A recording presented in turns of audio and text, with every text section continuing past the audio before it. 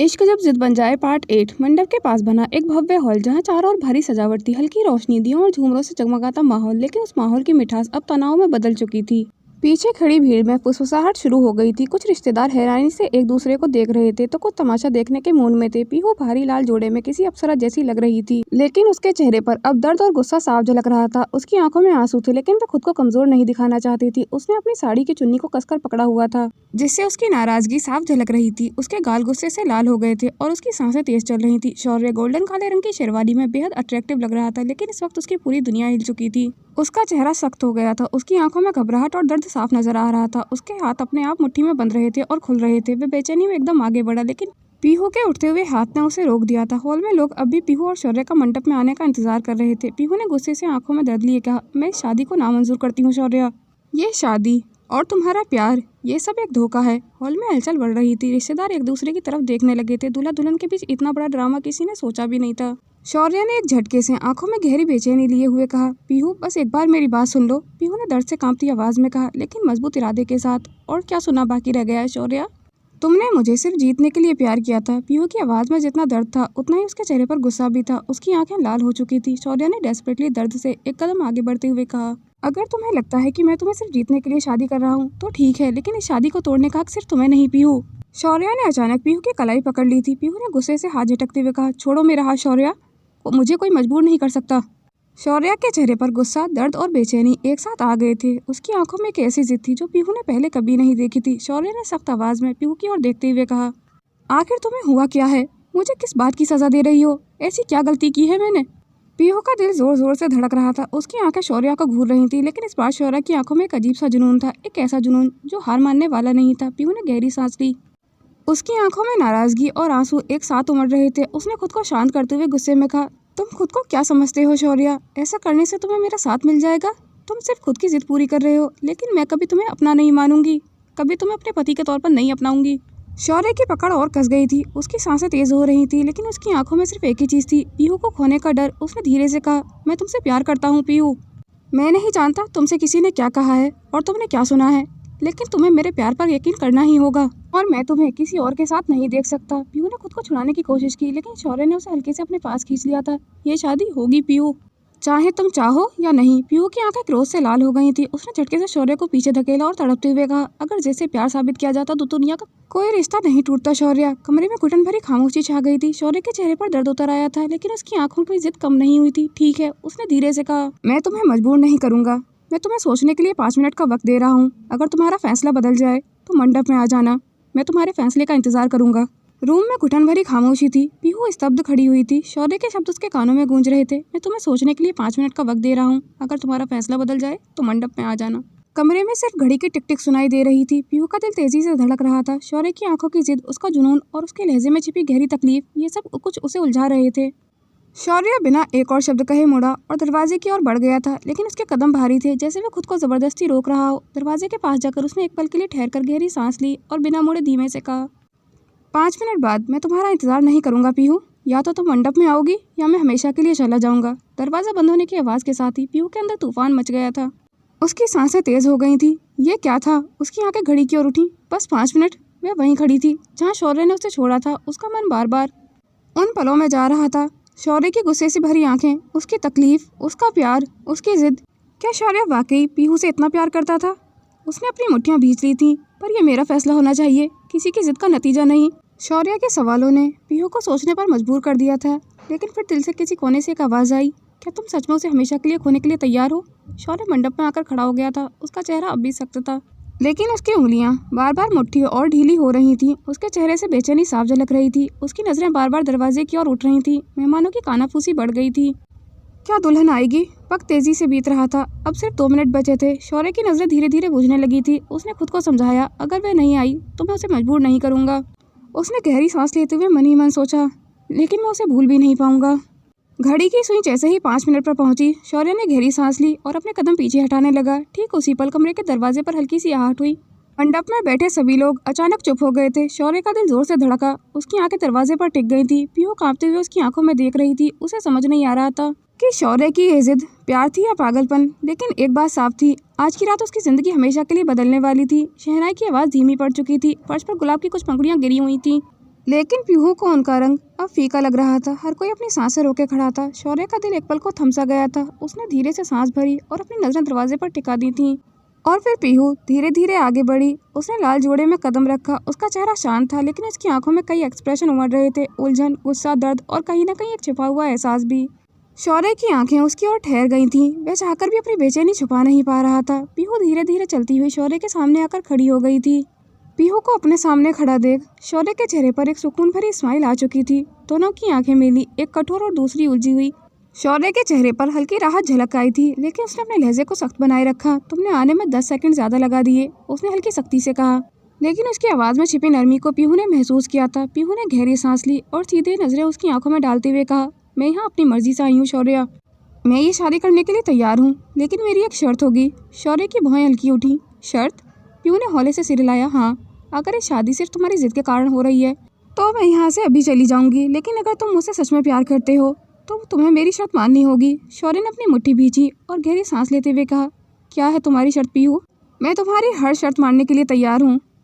पीहू ने उसकी आंखों में देखते हुए कहा, शादी के बाद ये फैसला सिर्फ मेरा होगा कि मैं इस रिश्ते को निभाना चाहती हूँ या नहीं। अगर मैं किसी भी दिन तुम्हारे साथ नहीं रहना चाहूँ तो तुम मुझे रोकोगे नहीं। मंडप में सन्नाटा छा गया था। शौर्य ने कुछ सेकंड तक उसे देखा, फिर हल्की मुस्कान के साथ धीरे से कहा, अगर तुम्हारा यही फैसला है तो मुझे मंजूर है, लेकिन एक बात याद रखना पीहू, तुम चाहो या ना चाहो मैं तुम्हारे साथ हमेशा खड़ा रहूंगा। पीहू ने कोई जवाब नहीं दिया, लेकिन उसकी आंखों में हल्की नमी उतर आई थी। पंडित जी ने मंत्र पढ़ने शुरू किए और अग्नि के 7 फेरे लेने के लिए दोनों उठे। मंडप में अग्नि जल रही थी। पंडित जी मंत्र पढ़ रहे थे, लेकिन पीहू का मन विचलित था। शौर्य की पकड़ उसकी कलाई पर कस गई थी। उसकी आंखों में पीहू को खोने का डर साफ झलक रहा था। तुम अगर इस मंडप से उठकर चली जाती तो मैं तुम्हें कभी माफ नहीं कर पाता पीहू। शौर्य की आवाज़ पहले ही ठहरी हुई थी, लेकिन उसकी आंखों में बेचैनी थी। पीहू ने उसकी आंखों में गहराई से देखा। और अगर मैं यही कहूँ कि मैं तुम्हें भी माफ़ नहीं कर सकती, उसने धीमे लेकिन सख्त आवाज़ में कहा। शौर्य चौंका। पीहू ने अपना हाथ धीरे से छुड़ाया और कहा, हम ये 7 फेरे ले रहे हैं, लेकिन मैं तुम्हें इस रिश्ते का पूरा हक तभी दूंगी जब तुम ये साबित कर सको कि तुम्हारा प्यार सिर्फ एक जिद नहीं बल्कि सच्चाई है। तुमने कभी मुझे हासिल करने के लिए शादी नहीं की।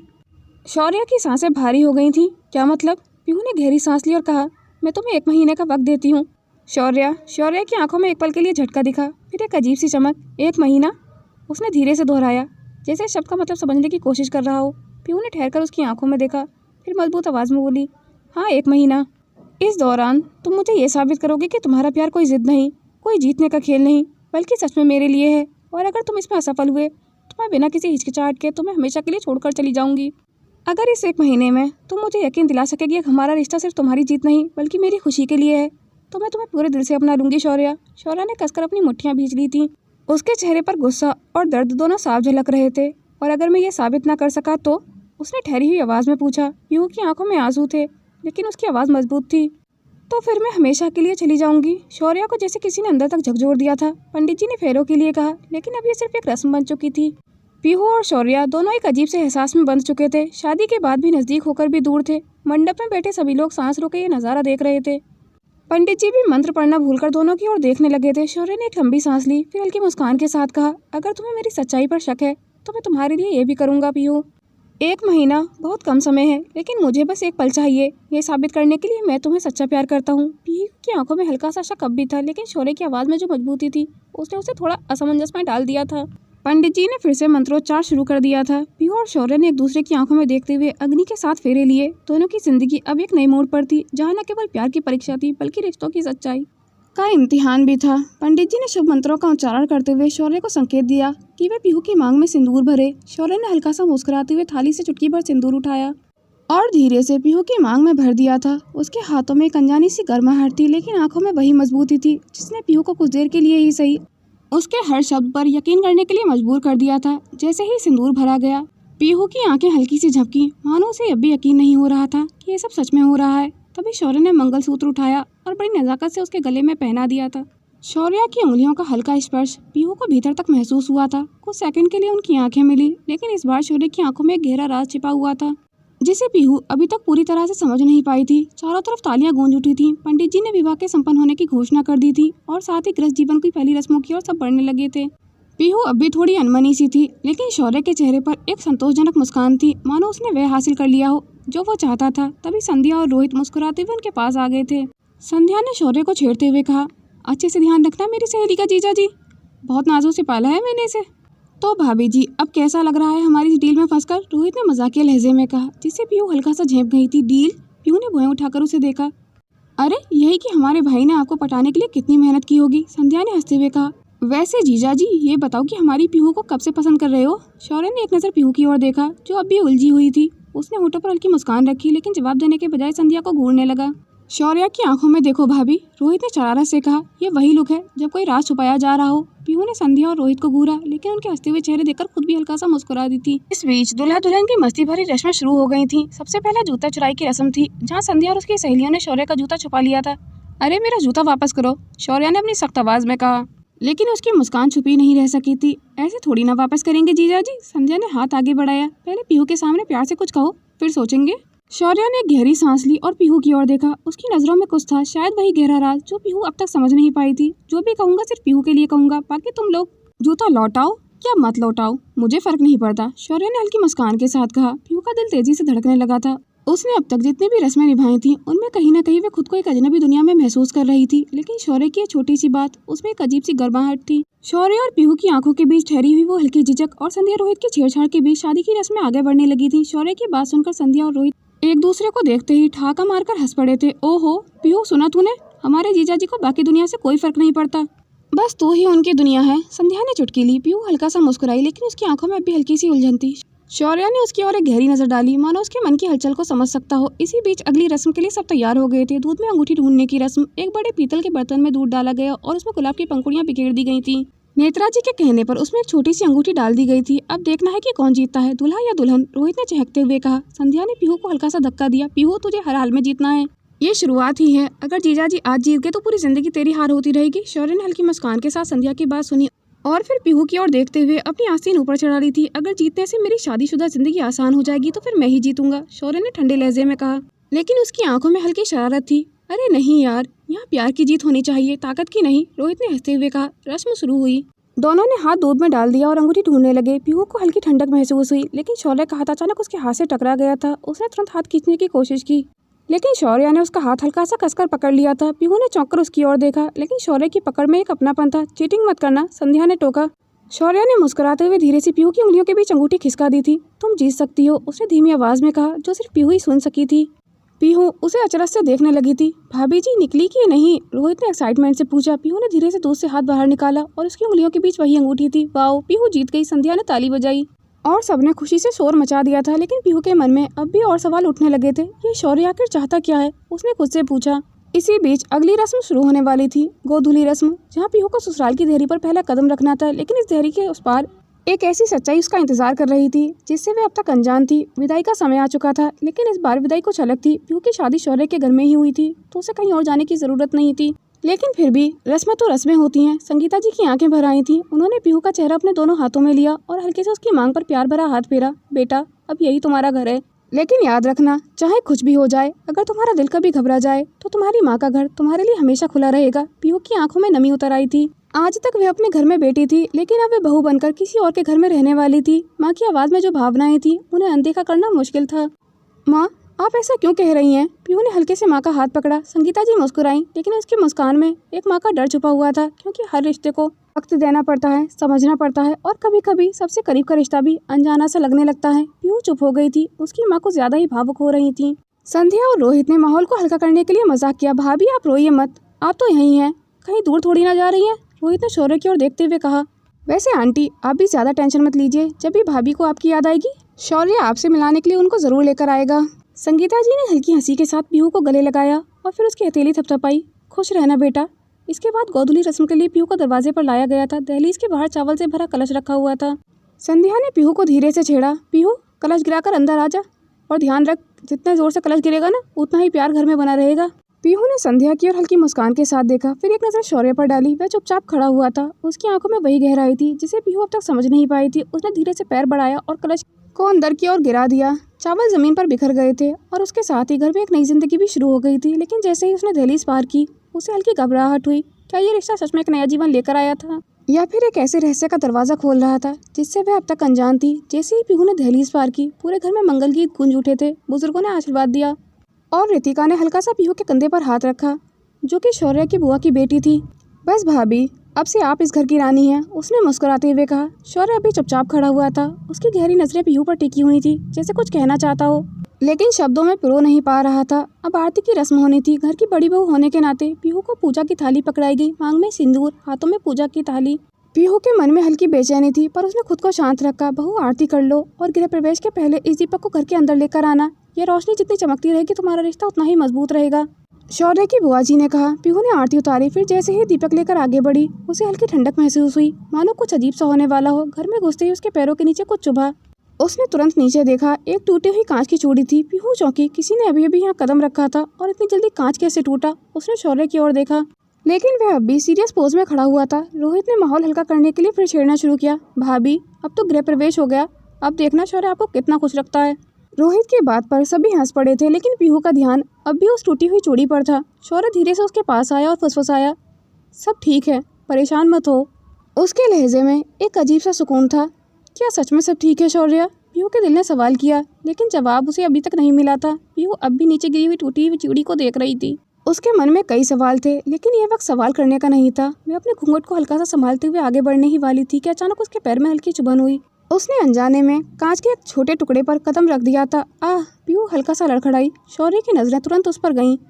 बाकी लोग शादी की रस्मों और मस्ती में व्यस्त थे, लेकिन शौर्य को उसकी तकलीफ छुपी नहीं रह सकी थी। उसने झट से पीहू का हाथ पकड़ा। रुको! उसकी आवाज़ में एक अलग सी गंभीरता थी। पीहू ने कुछ कहने के लिए होठ खोले ही थे, लेकिन अगले ही पल जो हुआ उसने उसे चौंका दिया था। शौर्य ने बिना एक पल गवाए उसे अपनी गोद में उठा लिया था। शौर्य, ये क्या कर रहे हो? पीहू की आवाज़ में हल्की घबराहट थी। चोट लगी है तुम्हें? शौर्य का जवाब सीधा था। पीहू ने खुद को छुड़ाने की हल्की कोशिश की, लेकिन शौर्य की पकड़ मजबूत थी। पीहू ने हल्की नाराजगी से शर्माते हुए कहा, शौर्य नीचे उतारो, मुझे सब देख रहे हैं। पूरे घर के लोग इस अचानक हुए पल से हैरान थे। संध्या और रोहित तो हंसने लगे थे। ओहो, जीजाजी तो पहले ही दिन से एक्स्ट्रा केयरिंग निकले। संध्या ने चुटकी ली। हाँ भाई, अब तो भाभी को हर चोट पर इतना ही प्यार मिलने वाला है।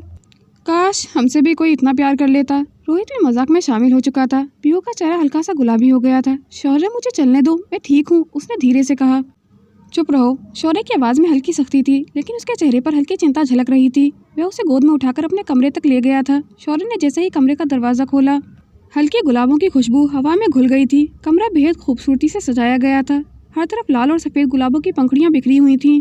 बेड के चारों ओर हल्के सुनहरे पर्दे लटक रहे थे, जो हल्की रोशनी में किसी सपने जैसे लग रहे थे। कमरे के कोनों में रखे छोटे छोटे दियों की मंद रोशनी माहौल को और भी मोहक बना रही थी। बेड के ठीक ऊपर फूलों की झालर लटकी हुई थी, जिस पर गुलाबों से बना एक सुंदर हार्ट शेप बना हुआ था। चारों ओर मोमबत्तियाँ जल रही थीं, जिनकी नर्म लौ कमरे को एक सॉफ्ट और रोमांटिक लुक दे रही थी। पीहू, जो अब तक कमरे की खूबसूरती को देखने में खोई हुई थी, अचानक हल्की सी चुभन होने से होश में आई। शौर्य ने उसे धीरे से बेड पर बिठाया और खुद घुटनों के बल बैठकर उसका पैर देखने लगा। ज़्यादा दर्द हो रहा है तुम्हें? शौर्य ने चिंता जताते हुए पूछा। कांच का छोटा टुकड़ा उसकी एड़ी के पास चुभा हुआ था, जिससे हल्का खून भी निकल आया था। पीहू उसे रोकने वाली थी, लेकिन शौर्य ने धीरे से उसका पैर थाम लिया था और कहा, 1 मिनट भी हिला तो और ज़्यादा चुभ जाएगा, इसलिए बिल्कुल शांति से बैठना। उसकी उंगलियों की हल्की सी पकड़ से पीहू के दिल की धड़कनें अचानक तेज हो गई थीं। शौर्य ने अपनी जेब से रुमाल निकाला और हल्के हाथों से खून पोंछा। उसके छूने पर से ही पीहू की धड़कनें तेज हो गई थीं। थोड़ा दर्द होगा, शौर्य ने कहा। उसकी आवाज़ में एक अजीब सी कोमलता थी। पीहू ने कुछ नहीं कहा, बस हल्के से सिर हिला दिया। फिर शौर्य ने बड़ी नरमी से कांच का टुकड़ा निकालकर उसे एक तरफ रख दिया था। अब भी दर्द हो रहा है? उसने पीहू की आंखों में देखते हुए पूछा। पीहू को समझ नहीं आया कि इस सवाल का क्या जवाब दे। दर्द उसके पैर में था, लेकिन जो हलचल उसके दिल में मची हुई थी वह कहीं ज़्यादा उलझाने वाली थी। फिर उसने पास रखी दवाई को उठाया और हल्के हाथों से पीहू के जख्म पर लगाया। अब ठीक लगेगा, उसने धीरे से कहा। पीहू का दिल हल्का सा धड़क चुका था। कमरा चाहे जितना भी खूबसूरत और रोमांटिक था, लेकिन इस पल में जो सबसे ज़्यादा महसूस हो रहा था वह था शौर्य का बर्ताव। पीहू की नज़रें अभी भी शौर्य की आंखों में उलझी हुई थीं। उसके सवालों के जवाब वह खुद नहीं जानती थी, लेकिन उसके दिल की तेज़ होती धड़कनें बहुत कुछ कह रही थीं। शौर्य की उंगलियां भी उसके पैर के पास ही थीं, जैसे वे उसकी हलचल को महसूस कर सकता हो। पीहू ने शौर्य की तरफ देखकर झिझकते हुए कहा, अब दर्द पहले से ठीक है। तभी दरवाजे पर दस्तक हुई और बिना किसी जवाब का इंतजार किए दरवाज़ा खुल गया था। अरे ओहो, रितिका ने मुस्कान दबाते हुए कहा। अगर डिस्टर्ब किया हो तो सॉरी। पीहू झटके से सीधी होकर बैठ गई थी और शौर्य ने भी तुरंत अपनी जगह संभाल ली थी, लेकिन रितिका की नज़रों से कुछ छुपा नहीं था। उसने अपने होठों पर शरारती मुस्कान लाते हुए कहा, शायद मैं गलत समय पर आ गई। वैसे मैं तो सिर्फ दूध लेकर आई थी, उसने शरारत से दोनों की तरफ देखते हुए कहा। लेकिन लगता है यहाँ पहले से ही कुछ ज़्यादा स्वीटनेस फैली हुई है। पीहू ने तुरंत अपना ध्यान दूसरी तरफ कर लिया था, लेकिन उसके गालों पर हल्की गुलाबी रंगत आ चुकी थी। रितिका की बात सुनकर शौर्य ने एक गहरी सांस ली, फिर उसकी तरफ घूरते हुए कहा, रितिका ज़्यादा मजाक नहीं, और वैसे बिना बुलाए आने की तुम्हारी आदत अभी गई नहीं है ना। रितिका ने हंसते हुए ट्रे टेबल पर रख दी थी और बोली, अरे भाई, मैं तो बस इतनी रात को तुम दोनों के लिए दूध लेकर आई थी, पर देख रही हूँ यहाँ तो पहले से ही गर्माहट बनी हुई है। उसने आंख मारते हुए पीहू की तरफ देखा। रितिका, अपनी भाभी को ज़्यादा परेशान मत करो। शौर्य की आवाज़ में हल्की सख्ती थी, लेकिन वह खुद अपनी मुस्कान छुपा नहीं पाया था।